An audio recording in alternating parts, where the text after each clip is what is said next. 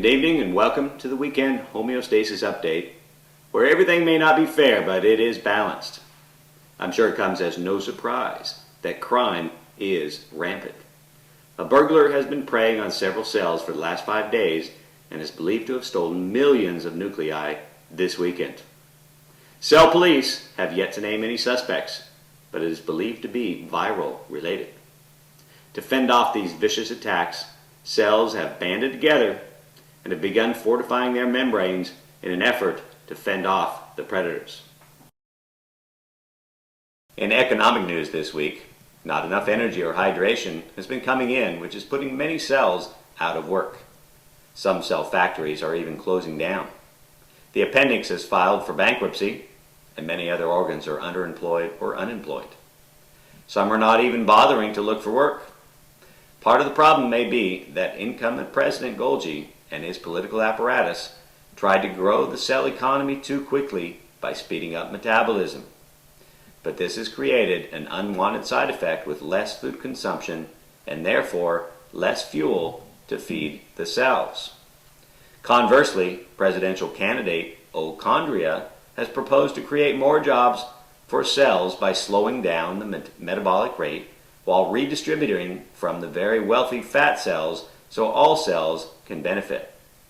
Fat cells vehemently disagreed with this approach.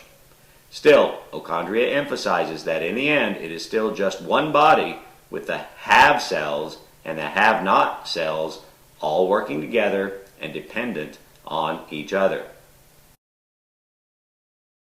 President Golgi and his apparatus have tried to win voters with the innovative anti-aging plan to reduce wrinkling. President Golgi tried injections into the plasma membrane using collagen in hopes of training cells to begin producing their own collagen and eliminating wrinkling. This plan seems to have had mixed results, since the cells themselves eventually reshape with the injected collagen. Candidate Ochondria took a contrasting approach. He's not focusing on superficial changes. Ochondria states, "Who cares about a little bit of wrinkling of the epidermis when our heart is shrinking like a raisin?" Instead, Ochondria, who's been full of energy throughout his campaign, wants to focus on improving the most important organs like the heart, liver, and digestive systems. Some of his major campaign contributors include the respiratory industry and the pancreatic lobby. In related news, the strike continues by the pancreas, who continues to believe its unique role in producing insulin is not part of the 99%, but should be in the top 1%.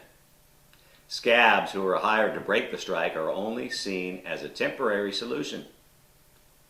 Through the strike, candidate Ochondria has squarely focused on the middle class of organs. He's proposed changing their ability to produce insulin. Says candidate Ochondria, "No organ should be so privileged that it is indispensable. If elected, I will give the organs of every cell the ability to produce their own insulin, so we were not in the stranglehold from just one organ." In breaking news, a voter fraud scandal is emerging. Political activists for third-party candidate Influenza have tried to induce illegal mitosis of cells, splitting cells just to gain extra votes for their candidate. The attempts appear to be unsuccessful since the artificial formed cells no longer have the capacity to function on their own and were therefore unable to vote for their candidate. And now we go to Spencer Wilson for a special editorial. Spencer? Thank you, Todd. In tonight's editorial review, we discuss the real problem that is being ignored during this election cycle. It's what no candidate is talking about. Unwanted cholesterol is invading our body and adhering to the walls of blood vessels. While the candidates discuss their favorite tissues, this problem remains ignored. The solution is quite simple. We must add cilia to the simple squamous epithelial cells of blood vessels. This is not a new idea. Pseudostratified columnar epithelial cells in the respiratory lining have used cilia for generations. It is simply a matter of sharing this technology from one part of the body to another. But until the candidate takes a stand and recognizes this problem, cholesterol will secretly continue to adhere itself in blood vessels and continue to endanger the body. Back to you, Todd. Thank you, Spencer.